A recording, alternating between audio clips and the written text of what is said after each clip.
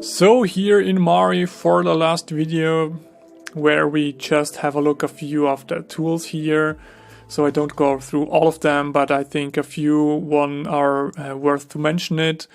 And let's start here. We can use for that, I think we can just let's have a look at if we can make this a bit smarter here. We can, let me think about quickly. Yeah, come on, let's do it here. So we can insert here a new merge node, go for a paint node, make it with an alpha of 0, and because we are painting here in the color channel, disable the scalar one.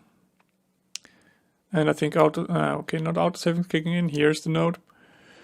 So if you painting here on this paint buffer, or the piece of glass, how it's often called, there is something which is very useful. So let's say we have painted here our data and it's still not baked down.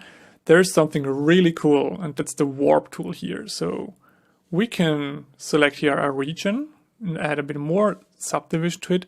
And now we can warp the actual data here.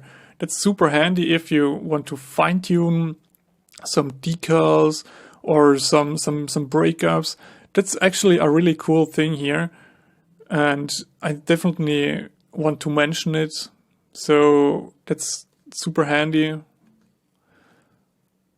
So you can fine-tune it, and you can press B on the keyboard to bake it down, and you have it warped there. So one thing to mention as well here is under, where is it? I think it's under painting. Yes, you have here a few masking options. So let's collapse it here. So we have here the depth mask, which is turned off by default. So you can turn it on, and it will create a mask for the depth. So I think it's possible to display it. I think it's set on the keyboard. No, it's not set on the keyboard. Then okay, then it's not set on the keyboard. Where is it? There is a masking here, I think. Yeah, make preview enabled.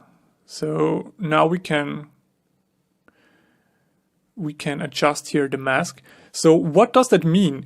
So we have here then our paint buffer, and if you paint here on such round objects, or even if it's a sharp edge, you will get some streaks behind it, because yeah, it's kind of projecting your actual data here. And with this mask, you can work around a bit. So if you have it that way, so it will start fading it out instead of creating really ugly streaks. And I recommend to have it enabled on a certain point here. And we have some edge mask here as well. That's for the edge on which edge fall off it will start creating. And we need to enable it. It will start to create such a mask as well. So they are super handy. I really recommend to have a look on these masks here.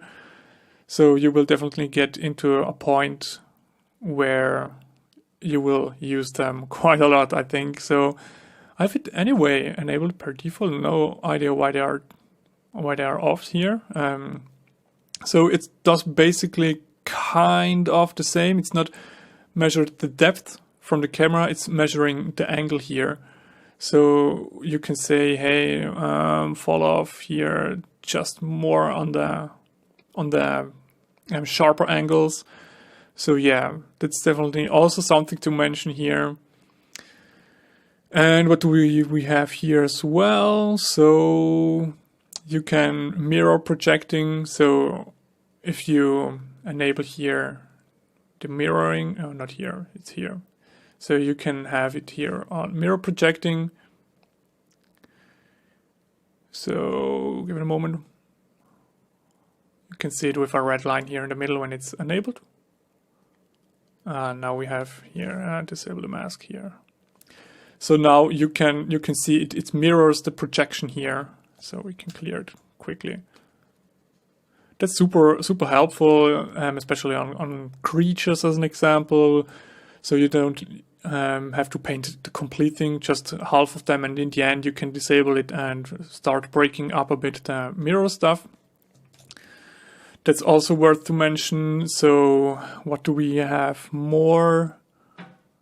I think that's pretty much it. I mean, Mari is super powerful and it has so much options and so much more things to do. I highly recommend look through the notes which are inside of Mari and be active on some Discord servers or communities. Ask there some questions and watch other tutorials. So Mari is a bit of a rabbit hole. You can deep dive so much in this amazing tool. And yeah, I hope this tutorial series was a bit helpful to you to get a smooth start into the tool. So I know it can be a bit tricky at the beginning, especially when you come over from Substance Painter.